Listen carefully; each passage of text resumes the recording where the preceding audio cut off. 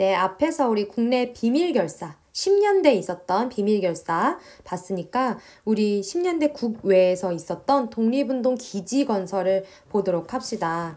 선생님 그림 너무 귀엽죠? 좀 귀엽게 그렸죠? 좀 지도를 잘 못 그리기는 하는데 일단 그 배경을 한번 생각해 봅시다. 우리 앞에서 쭉 봤지만 일본의 통치가 시작이 되고 토지조사 사업 되고요. 국내에서 너무 살기도 힘들고 그 안에서는 독립운동을 할 수도 없고 그래서 많은 사람들이 요렇게 간도로, 만주로, 연해주로 떠나서 이제 정착을 하게 됩니다. 자기 고향을 떠나서 산다라는 거는 참 쉽진 않아요. 지금은 국가나 인구의 이동이 자유롭고 뭐 어디든 뭐 연고가 없는 곳에서 살 수도 있지만 그때 당시에 자기가 연고로 삼고 있는 그런 곳을 떠난다라는 거는 그냥 단순히 내가 훌쩍 혼자 떠나는 것 이상으로 내가 도움을 받을 수 있는 공간과 내가 세력을 갖고 있던 어떤 지역을 다 떠나고 내 정든 땅을 떠난다는 거기 때문에 정말 쉬운 일이 아니었을 거예요. 뭐 선생님만 해도 벌써 수원을 떠나서 인천으로 와서 산 지가 2013년부터 살았으니까 지금 8년 차에 접어들고 있거든요. 그래서 처음에는 낯선 동네 진짜 아는 사람 한 명도 없고 오직 교회 사람들밖에 교회에도 사람들 알기 더 전이니까 가르치는 너네들밖에는 진짜 모르는 그런 상황이었던 거예요. 근데 그때 이렇게 이동하면서 살아야 했던 많은 사람들이 있었던 거죠. 그래서 일단 어떤 동네로 가서 살았는지를 한번 봅시다. 이 넓은 지역을 다 만주라고 해요. 그래서 뭐 간도를 어디서부터 어디까지라고 말을 해야 하냐 그거는 좀 정확치는 사실은 않아요. 정확한 뭐 어떤 구역이나 어떤 행정구역이 아니기 때문에 근데 뭐 요런 사이에 있는 땅을 이제 간도라고 친다면 이쪽에 있는 부분은 만주에서 남쪽에 있으니까 남만주라고도 하고 간도에서 서쪽에 있으니까 서간도라고도 하겠죠. 그리고 이쪽은 간도에서 북쪽에 위치하고 있으니까 북간도라고 할 거예요. 그리고 여기 지금의 러시아가 이렇게까지 들어와 있는데 지금의 러시아가 차지하고 있는 이 지역을 연해주라고 할 겁니다. 그러면 선생님 그림이 너무 웃기니까 한번 지도로 제대로 한번 봐봅시다. 네, 이렇게 생겼어요. 네. 뭐, 한 이 정도가 남만주 혹은 서간도라고 할 수가 있을 것 같고, 여기가 북간도라고 할 수가 있을 것 같고요. 여기 블라디보스토크가 있는 요 동네가 연해주라고 할 수 있을 것 같습니다. 그러면, 뭐 이 부분이 시험에 자주 출제되는 그런 부분은 아니에요. 그런데 선생님이 이 지역별로 정말 이때 사람들이 어떤 생각을 가지고 살았고 하는 거를 좀 실제적으로 가깝게 느낄 수 있었으면 참 좋겠다 하는 생각이 들어서 한 명씩 조금 이 지역에 주로 활동을 했던 분들을 소개를 해드릴 겁니다. 그러면 먼저 여기 남만주 혹은 서간도부터 보겠습니다. 네, 여기 남만주 서간도라는 지역에서 누가 많이 가서 살게 되냐면요. 주로 신민회원들이 많이 건너갔어요. 여러분들 앞에서 배웠겠지만 신민회는 1907년에 만들어진 비밀결사 단체였어요. 비밀결사 단체인데 이 사람들이 건너가서 뭐 아무것도 없어. 황폐한 땅에 그거 개간해야지. 집도 만들어야지. 학교도 세워서 애들이랑 같이 있으니까 교육도 시켜야 되지. 그리고 독립군도 양성해야 되지. 해야 할 일이 너무너무 많은 거예요. 근데 아무것도 없어요. 정말 제로 베이스에서 다 시작을 해야 되는 거예요. 이게 이 동네가 삼원보인데 신민회원들이 참 많이 갔죠. 선생님이 대표적인 사람 한번 영상으로 미리 여러분들 보라고 한 적 있어요. 누굴까요? 엄청난 재산을 다 여기에 쏟아부었던 사람. 하면 알 거예요. 어떤 젊음이라는 영상에서 보여줬었는데 네, 이회영이라고 하는 이분이죠. 정말 이런 삶도 있구나 싶은데요. 정말 역대 막 증조 할아버지, 고조 할아버지 막 몇 대 이르기까지 정승 판서를 지내 그냥 명문가예요. 금수저라고 할 수가 있겠죠. 요새는 이제 7형제 중에서 넷째로 태어났는데요. 그냥 그렇게 정승 판서직을 그 집안이면서도 참 대단하다 싶은 게 20살이 지나면서 자기 집안의 노비한테 존대를 했대요. 같은 인간으로 생각을 해준 거죠. 그리고 평민으로 풀어주고요. 자기 누이 동생이 또 굉장히 일찍 그 남편을 여의고 과부가 됐나 봐요. 누이 동생을 막 재혼시키고, 그러니까 되게 굉장히 생각이 깨었던 사람인 것 같아요. 근데 일본에 강점이 되자마자 형제들 그리고 그 일가 50여 명 다 만주로 가자. 땅 팔고 진짜 집 팔고 뭐 냉장고 팔아가지고 뭐 그때 냉장고는 없었겠지만 어쨌든 그 50여 명이 다 만주로 떠나요. 그리고 형제가 다 재산을 독립운동 자금으로 내놓아요. 그래서 그곳에서 단체도 만들어야 되지, 학교도 세워야 되지, 독립군들을 양성을 하면서 그런 굴곡진 삶을 살다가 물론 광복도 보지 못했고요. 그렇게 순국을 하십니다. 60평생을 그렇게 살았던 분인데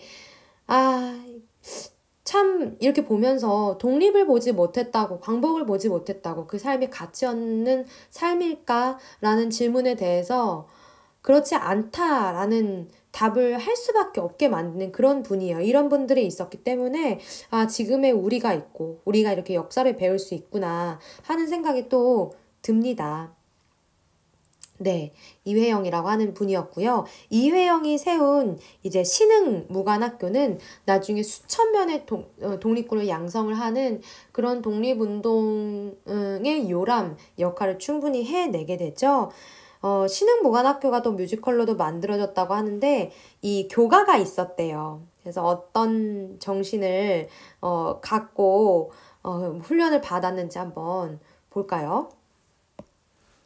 칼 춤추고 말을 달려 몸을 연막고 새로운 지식 높은 인격 정신을 길러 썩어지는 우리 민족 이끌어내어 새 나라 세울 이 리뇨 우리 배달나라의 우리 청년들이라 두 팔 들고 고함 쳐서 노래하여라 자유의 깃발이 떴다. 신흥무관학교 교가 3절이라고 하네요. 우리 민족 이끌어내고 새 나라 세우고 두 팔 들고 자유를 향해서 하는 그런 정신이 잘 보입니다. 이 신흥무관학교는 이제 최근에 방송이나 뭐 이런 매체에서도 많이 다루어져 가지고 알 텐데요. 그 여러분들이 영화 암살 봤나요? 전지현이 주인공으로 나오고요. 그 암살 작전 하는 그 영화예요. 일제강점기 때. 근데 참 슬픈 그 이야기들이 있어요. 선생님 나중에 이제 장면들을 자른 거 다 보여줄 수 있을까 싶은데요. 암살 봤으면 더 좋고. 그 암살에서 전지현과 함께 암살 작전을 하는 사람 중에 이제 조진웅 씨가 맡은 역할이 있어요. 속사포라고 진짜 속사포처럼 총 엄청 쏴대는데요. 그 속사포라는 역할 나올 때 선생님이 이제 역사를 배웠으니까 뭐 대사에 나오는 그런 배경이라든지 출신이라든지도 다 이게 금방금방 귀에 들려요. 근데 속사포가 자기가 말해요. 신흥무관학교 마지막 기수 출신이라고 라고 하는데 그래서 선생님 막 찾아보다가 지금도 계속 하고 있는지 모르겠는데 이 조진웅 씨가 신흥무관학교 그 홍보대사 위촉으로 됐다고 하더라고요. 그게 또 2015년 일인데 뭐 좋은 일이죠. 그 이후로 뭐 신흥무관학교를 다른 다큐도 뭐 몇 부작으로 막 나오기도 하고 네 여튼 우리나라의 자랑스러운 그런 역사임에는 틀림없는 것 같아요. 네 그러면 네 뒤에 내용도 이어서 보면 경학사는 이제 그 교민들이라고 할까요? 그 이주한 사람들끼리 만든 자치기관인 거죠. 자치단체이고요. 그리고 처음에 신흥강습소라고 만들어진 게 신흥무관학교까지 발전을 하게 되는 겁니다. 그리고 여기로 가봅시다. 북간도입니다. 북간도에는 정말 많은 사람들이 이제 조선 후기부터 많이 이주를 하면서 살았다라고 해요. 거의 뭐 마을 자체가 막 다 형성이 빨리부터 되고 했었는데요.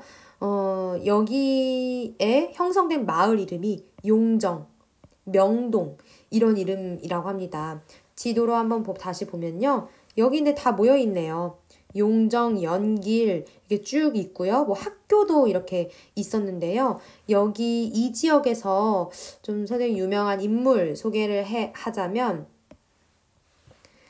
바로 선생님이 너무 진짜 제일 좋아하는 시인인 윤동주예요. 윤동주. 윤동주가 이 지역에서 태어나고 이제 자랐는데요. 이미 윤동주의 할아버지 그때부터 이 자리에 자리를 잡고 이제 했었는데 기독교 집안이었어요. 마을 전체에 굉장히 그 믿는 사람들의 비율도 굉장히 높았었죠. 윤동주의 어떤 그런 간도 지역에서의 배움과 어떤 기독교적인 집안 분위기가 또 윤동주가 쓴 시들에 많이 반영이 되어 있어요. 선생님 정말 한때 윤동주 정말 좋아했었거든요. 그러니까 윤동주 이 시인이 29살에 이제 일본 후쿠오카 형무소에서 숨을 거두세요. 근데 선생님 29살 때 또 막 되게 막 같이 투영하면서 아 이분은 29살 때 돌아가셨는데 이러면서 막 시도 읽고 평전도 많이 읽고 이랬었던 내가 벌써 몇 년 전이네요. 네, 저 윤동주가 태어난 마을 명동이에요. 명동에서 태어나서 뭐 어렸을 때부터 굉장히 문학 소년이었어요. 그래서 명동 소학교에 다니면서 뭐 새 명동이라고 하는 잡지라고 할까요? 회지 그런 문집도 막 자기가 막 해내고 그런 아주 영민한 그 어린이였죠. 그래서 윤동주가 다녔던 명동학교도 이때 만들어지게 되고요. 서전서숙이라고 하는 학교도 있었습니다. 요렇게요. 서전서숙 한자로 이렇게 써져 있는데 이 학교도 있었고요. 북간도에 특히 많이 자리를 잡았던 이제 단체가 중광단이라고 하는 단체가 있어요. 이 중광단 대종교도들이 많이 있는 그런 단체였어요. 나중에 이 중광단은 북로군정서라고 하는 군대로 발전을 하게 됩니다. 북로군정서는 선생님이 이제 한참 뒤에 그 20년대 이제 무장투쟁에서 언급을 하게 될 거예요. 어쨌든 이 윤동주 시인이 이제 문학소년이었어요. 근데 집안에서는 뭐 똑똑한 아이고 또 집안을 일으킬 사람이고 하니까 의과대학으로 진학하기를 참 권유를 많이 했죠. 아버지의 뜻과는 달리 근데 몰래 어디를 입학을 하냐면요. 연희전문학교 문과 입학을 해요. 그리고 일본으로 유학을 가죠. 입교대학 혹은 동지사 대학 에서 가서 문학을 공부를 합니다. 그래서 문학을 통해서 우리 민족의 어떤 정신을 어떻게 살릴까 그런 고민들을 굉장히 많이 했었어요. 일본에서 유학하면서 참 그 서글픈 느낌들이 많이 드러나게 됩니다. 고향을 그리워하는 시도 있어요. 여러분들 혹시 윤동주 시인의 별 해는 밤이라는 시를 아나요? 그 한글 타자 옛날에 연습 많이 해보면 분명히 아는데 그래서 이런 내용이 있어요. 별 하나의 추억과 별 하나의 사랑과 별 하나의 쓸쓸함과 별 하나의 동경과 별 하나의 시와 별 하나의 어머니 이렇게 그리운 것들을 하나씩 불러봐요. 자기의 추억들, 소학교 때 같이 했던 아이들의 이름, 소녀들 이름, 뭐 이름 불러보는데요. 그러면서 어머니 그리고 당신은 멀리 북간도에 계십니다. 라고 해요. 어머니가 지금 북간도에 있는 거죠. 윤동주는 일본에 있고요. 그리고 작은 방에서 시를 쓰는 거죠. 이 네모난 육첩방은 남의 나라 라는 시가 있어요. 어떤 시인지 선생님 제목 가물을 하는데 육첩방이요. 뭔가 선생님 어렸을 때 생각해서 그게 굉장히 좁은 다다미 방 크기를 이야기하는 거예요. 근데 여기 내가 있으나 나 지금 남의 나라다 여기는 그런 이야기죠. 그래서 끊임없이 정말 자기 자신을 성찰하고 정말 이 식민지 치하에서 자기를 계속 부끄러워했던 그런 시인이에요. 결국에는 이제 후쿠오카 형무소에서 이제 체포되어서 사망을 하게 되었습니다. 뭐 생체 실험이라고 할까요? 거기에 동원이 되었다라는 설도 있습니다. 뭐 일설에 의하면 이제 혈액에 소금물을 투입을 하는 그런 실험 때문에 이제 사망까지 이르게 되었다라고 하죠. 네. 선생님 너무너무 좋아하는 시인이고 여러분들도 한번 별의 는 밤 찾아보세요. 그리고 그거 이외에도 정말 많은 좋은 시들이 많아요. 네. 그리고 윤동주의 기독교적인 사상은 십자가라고 하는 시에서 잘 볼 수 있습니다. 네. 그러면 우리 마지막 연해주로 한번 가보도록 하겠습니다. 여기에요. 지도로 확인하는 게 더 좋을까요? 네. 여기입니다. 블라디보스토크가 있는 여기인데요. 여기에서도 그 러시아가 언제부터 이 지역을 차지를 하게 되냐면 우리나라로 치면 흥선대원군 때부터 러시아가 이 지역을 차지를 하게 됩니다. 그러면서 이제 이 지역을 뭐 개척도 해야 되고 하니까 뭐 조선인들이 오는 것도 굉장히 뭐 환영했다라고 해요. 그래서 조선인들이 흥선대원군 때부터 많이 건너가서 살았던 그 지역이에요. 그래서 여기에서 많은 동네가 또 형성이 되죠. 있었던 동네 명칭은 신한촌이라고 해요. 신한촌이고요. 그리고 있었던 단체들, 권업회, 대한광복군, 정부, 이렇게 됩니다. 이 지역의 이제 대표적인 인물, 뭐 활동 범위는 여기 연해주뿐만은 아니지만 이분이 계세요. 이상설이라고 하는 독립운동가인데요. 아마 기억이 나는 친구들은 기억할 수도 있을 거예요. 앞에서 한번 나왔어요, 이름이요. 이준, 이상설, 이위종 할 때 그 헤이그 특사의 이상설이에요. 뭐 수염이 멋있게 이렇게 나셨는데 어렸을 때부터 뭐 이때 깨인 사람들은 다 그랬겠지만 신동소리를 들었었다라고 해요. 그래서 25살에 아주 젊은 나이죠. 조선의 마지막 과거에 급제했고요. 27살 때 성균관 관장이 됐대요. 그러니까 그 관직 생활을 할 수 있었던 거죠. 네, 그런 관직 생활을 그만두고 뭐 을사조약 반대를 촉구하는 상소를 올리기도 하고 헤이그까지 멀리 가기도 하고 블라디보스토크에서 기지 건설하고 또 북간도에도 있었어요. 북간도에 서전서숙 건설하신 분이고요. 계속해서 이 조직들을 만들면서 끊임없이 독립운동에 투신하셨던 그런 분이에요. 근데 나중에 이제 러시아에서 순국을 하게 됩니다. 이제 우리나라에 거의 못 계셨던 분 같아요.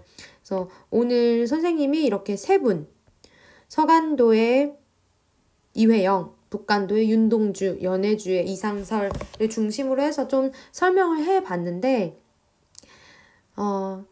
그냥 이런 삶 여러분들 어떻게 생각하나 한번 생각하는 그런 계기가 됐으면 좋겠고 정말 자기가 살고 있는 동안 무언가를 못 보더라도 정말 가치 있고 의미 있는 삶이었음을 여러분들이 또 기억을 하면 정말 좋을 것 같아요.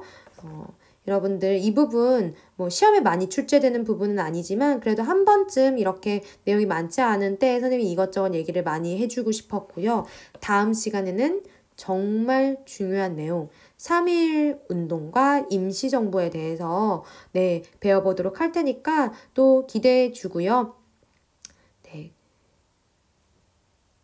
또 다음 시간에 만나보도록 하겠습니다. 여러분 수고했어요.